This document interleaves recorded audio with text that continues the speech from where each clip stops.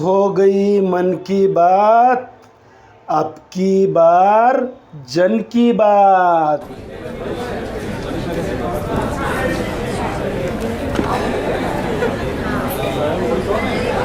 आज वाराणसी में गांधी विद्या संस्थान के साथ और वहाँ दशकों से रह रहे गांधीवादियों के घरों आबादी के साथ जो हो रहा है वो बहुत बड़ा अन्याय और अत्याचार है।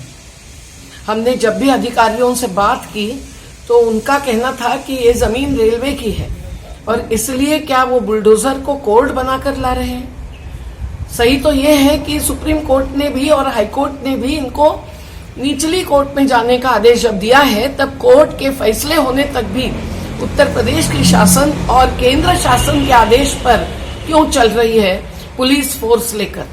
वहां अहिंसक सत्याग्रही जब बैठे हैं तो राम धीरज जी जैसे को क्यों गिरफ्तार कर रहे हैं।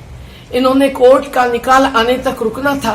क्या इनकी हिम्मत नहीं है कि ये सब कागजात जो कि बता रहे हैं कि कैसे जमीन खरीदी गई थी और उत्तर रेलवे लखनऊ के अधिकारियों के हस्ताक्षरों के साथ ये पूरे सेल डीड बने हुए हैं और ये बेची गई थी, तो आज क्या गांधी की विरासत को, गांधी के विचारों को ध्वस्त करना चाह रही है उत्तर प्रदेश और केंद्र प्रदेश की सरकार। ये बहुत ही अन्याय है और इस प्रकार से आगे बढ़ने वाले कभी भी बच नहीं सकते हैं जनता की नजर में। आपने जिसका महाराष्ट्र में नाम लिया है, इस तरीके के जीव जंतु बहुत हैं और ये वही जीव जंतु हैं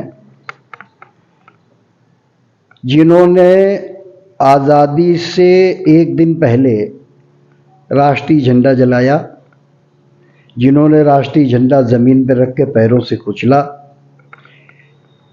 अगर वो लोग ये कह रहे हैं तो ये मान के आप चलिए कि उसी वंशज के लोग हैं।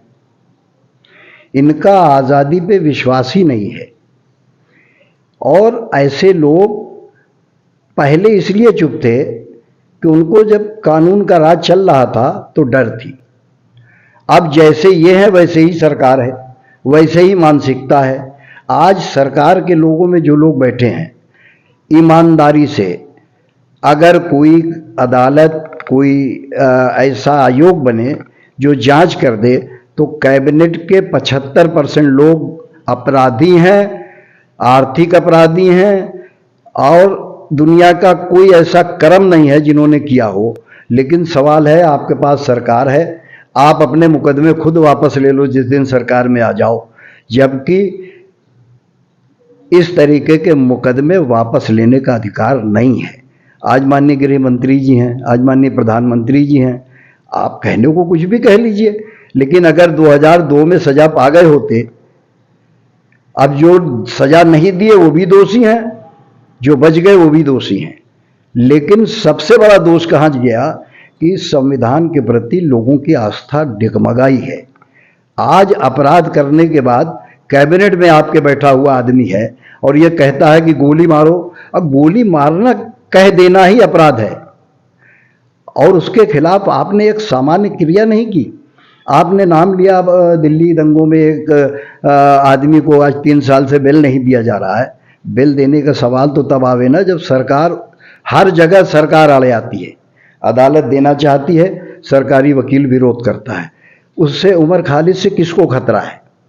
एक उमर खालिद से किसको खतरा है? 3 साल से वो बंद हैं तो आप 3 साल में कौन सी शांति स्थापित कर लिए? उमर खालिद बाहर रहते तो कौन सी अशांति पैदा हो जाती? सरकार इसका जवाब दे। लेकिन सरकार जनता के प्रति जवाबदेह नहीं है, इनको घमंड है और जिसको घमंड होता है, रावण को भी घमंड हुआ था और रावण अपने हश्र को आ गया। मैंने हिंदुस्तान की इतनी सहनशीलता नहीं देखी जो अपने आप को बहुसंख्यक कहते हैं। ही घटना घडून मे महिन्यामध्ये ही घटना घडलेली आहे आणि एवढी निंदनीय घटना घडून सुद्धा प्रसार माध्यमाच्या माध्यमातून संपूर्ण भारतभर पोचली पाहिजे, परंतु ती पोचत नाही। ती पोचण्यासाठी 2.5 महिन्याचा कालावधी जावा लागतो। तर खऱ्या अर्थाने यातून आपण बोध घेणं गरजेचं आहे की ही जी दंगल आहे तर ही दंगल ही शासन पुरस्कृत दंगल आहे। कारण आज मणिपूरमध्ये ही जी दंगल सदृश्य परिस्थिती तयार झालेली आहे, खऱ्या अर्थानं ही दंगलचा पॅटर्न राबवणारे जे मोदी शहा आहेत तर त्या मोदी शहांची सर्वात पहिली दंगल घडवण्याची प्रयोगशाळा ही गुजरात होती आणि त्या गुजरातमध्ये देखील त्यांनी मुस्लिमांना टार्गेट करून दिवसाढवळ्या शासनाच्या सगळ्या व्यवस्थेला, शासन प्रशासनाला, पोलिसांना हाताशी धरून त्या गुजरातमध्ये मुस्लिमांची कांड केलं आणि त्यांची हत्या केली. अतिशय भयानक पद्धतीने त्या ठिकाणी हत्या केली आणि धार्मिक आणि जातीय ध्रुवीकरण घडवून आणलं. संपूर्ण देशाला लज्जा उत्पन्न करेल असा प्रसंग मणिपूरमध्ये घडतोय. गेले 2.5 महिने मणिपूर अक्षरशः जळतंय. ज्या सैनिकाने, ज्या सुभेदारने कारगिलच्या युद्धामध्ये भारताचं रक्षण केलं, त्याच सुभेदारच्या पत्नीला अक्षरशः नग्न करून रस्त्यावरून तिची धिंड काढली जाते, तिच्यावरती सामूहिक बलात्कार केला जातो आणि तो सुभेदार म्हणतो की मी या देशाचं रक्षण केलं, पण मी माझ्या बायकोचं रक्षण करू शकलो नाही. त्यांच्या मेहुण्याला मारलं जातं, त्यांच्या सासऱ्याला मारलं जातं आणि असे एक नाही तर अनेक प्रसंग होतात. अशा प्रसंगाची दखल घेतली जात नाही. 77 दिवसानंतर ज्यावेळी हा व्हिडिओ सर्वत्र व्हायरल झाला, त्याच्यानंतर FIR दाखल केली गेली. त्याच्यानंतर प्रधानमंत्री बोलले. प्रत्येक गोष्टीवरती ट्विट करणारे प्रधानमंत्री मात्र संसदेवरती याच्यावरती कुठल्याही पद्धतीने निवेदन करत नाहीत. बेटी बचाओ बेटी पढाओ हा नारा प्रधानमंत्रींनी दिला, परंतु आता बेटी बचाओ मोदी हटाओ हा नारा द्यायची वेळ आलेली आहे.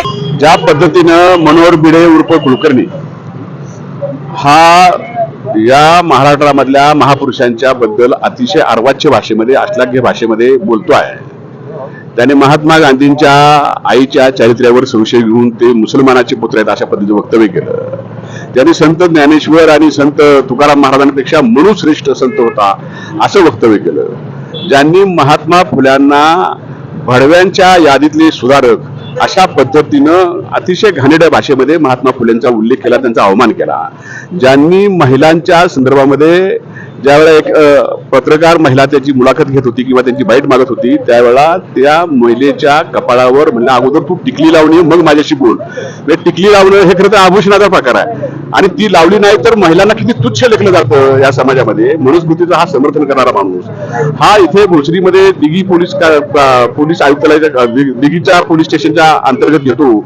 एक कार्यक्रम इथल्या स्थानिक आमदार असलेले जे महेश लांडगे त्यांच्या आधिपत्याखाली घेतो आणि त्या कार्यक्रमामध्ये, जाहीर कार्यक्रमामध्ये 15 ऑगस्ट हा आमचा स्वातंत्र्य दिन नाही, 15 ऑगस्ट हा काळा दिवस आहे आणि त्या दिवशी लोकांनी उपवास केला पाहिजे, निषेध केला पाहिजे. तिरंगा झेंडा आम्हाला कधी मान्य नव्हता आणि आम्हाला मान्य नसणार अशा पद्धतीने तिरंगा झेंड्याबद्दलच सुद्धा अवमानकारक वक्तव्य केलं. या देशाला मिळालं स्वातंत्र्य खरं स्वातंत्र्यच नाही अशा पद्धतीचं वक्तव्य केलं आणि या स्वतंत्र भारतामध्ये अशा पद्धतीनं देशाच्या राष्ट्रध्वजाचा, देशाच्या राष्ट्रीय प्रतिमांचा, देशाच्या राष्ट्रीय महामानवांचा अपमान ज्या पद्धतीनं तो करतोय, करत सुटलाय. राजकीय त्यांना पाठबळ आहे आणि या पाठबळाच्या जोरावर तो हे सगळं करत सुटलाय. आमचं असं म्हणणं आहे की जर हा राष्ट्रीय महापुरुषांचा अवमान करत असेल, राष्ट्रध्वजाचा आणि राष्ट्र प्रतीकांचा अपमान करत असेल तर त्याच्या विरोधामध्ये राष्ट्रद्रोहाचा गुन्हा दाखल झाला पाहिजे. अशाच अनेक उपक्रमांथ्रू गणेश उत्सव असेल, ईद असेल, दिवाळी असेल, अशा वेगवेगळ्या उत्सवानिमित्त आम्ही सगळेजण बांधिलकी बांधण्यासाठी, तसेच 30 तारखेला रक्षाबंधनाचा प्रोग्रामही शाळेतर्फे अरेंज करण्यात आला आहे. कोंडव्यातील विविध जाती धर्माच्या लोकांनी एकत्र येऊन सामाजिक बांधिलकी बांधण्यासाठी आम्ही एक छोटासा प्रोग्राम ठेवलेला आहे. भारत देशातील मणिपूरची घटना जी आहे, ही घटना बऱ्याच वेळा म्हटले जाते किंवा दुर्दैवी आहे. ही दुर्दैवी नाही आहे, ही मानवनिर्मित अगदी समजून उमजून अशी घटना घडवली गेली आहे आणि घटना महाभयंकर अशी घटना आहे. देशपातळीवर त्याची निंदा होतेच आहे, त्याचे एक निषेधही होतोय, पण त्याच वेळेला आता या विषयावर आंतरराष्ट्रीय स्तरावर सुद्धा निषेध होतोय. याची निंदा करावी तेवढी कमीच आहे. ज्याचं जेवढं काय म्हणतो आपण त्याला एकूण देशाच्या पातळीवर निषेध जेवढा करावा तेवढा कमी आहे. परंतु मला एक बरं वाटलं की काल आपल्या देशातल्या अनेक भागामध्ये सगळे निषेध करतायत आणि त्यातल्या नंदुरबार जिल्हा, धुळे जिल्हा या जिल्ह्याने पूर्ण बंद पाहून एक प्रकारची आपली माणुसकी, एक माणुसकीचा धर्म पूर्ण जगाला, देशाला दाखवण्याचा प्रयत्न केला. म्हणून सर्वप्रथम मी धुळे जिल्हा आणि नंदुरबार जिल्ह्याचं सगळे नागरिकांना धन्यवाद देतो, त्यांचे आभारी मानतो. तिथे राजा होता आणि राजापुढे पर्याय होते 3. एक, ब्रह्मदेशमध्ये जाणं, विलीन होणं. 2, भारतात विलीन होणं.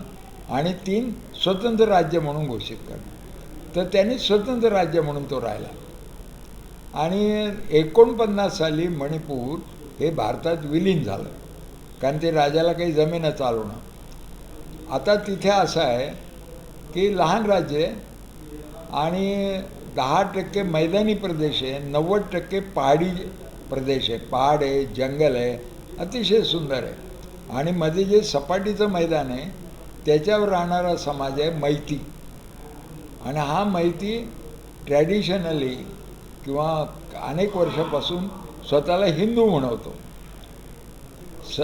एक संत बंगालचे चैतन्य प्रभू यांच्यामुळे हे सगळे कृष्ण भक्त झाले आणि म्हणून ते हिंदू झाले असं म्हणायचं. आणि नागा आणि कुकी हे पहाडात राहणारे लोक आहेत, ते मैदानात राहत नाही. तर ते अल्पसंख्या आहेत, कारण मैती 53% आहेत आणि उरलेल्या याच्यामध्ये मुस्लिम, ख्रिश्चन आणि इतर ट्रायबी, नागा आहेत, झोमो आहेत. तर हे सगळे मिळून 47% होतं. पण ते सर्वजण पहाडी प्रदेशात राहतात, तर जंगलामध्ये त्यांच्या जमिनी आहेत. आता मैतीचं सर्व शासन चालवलं, एका जातीचं किंवा एका समाजाचं, एका धर्माचं शासन चालू की काय होतं हे मणिपूरमधून आपल्याला स्पष्ट दिसतं. आता सर्व तिथले पोलीस इम्फाळच्या राजधानीच्या आणि त्या मैदानी प्रदेशात सर्व मैती समाजातून आले.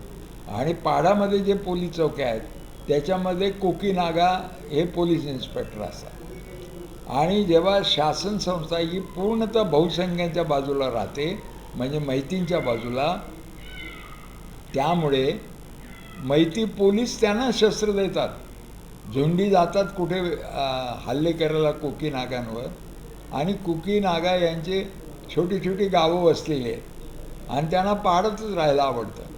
तर झुंडीनं मैती तिथं जातात, बरोबर पोलीस असतात आणि ते गावाच्या गावात जाळून टाकतात.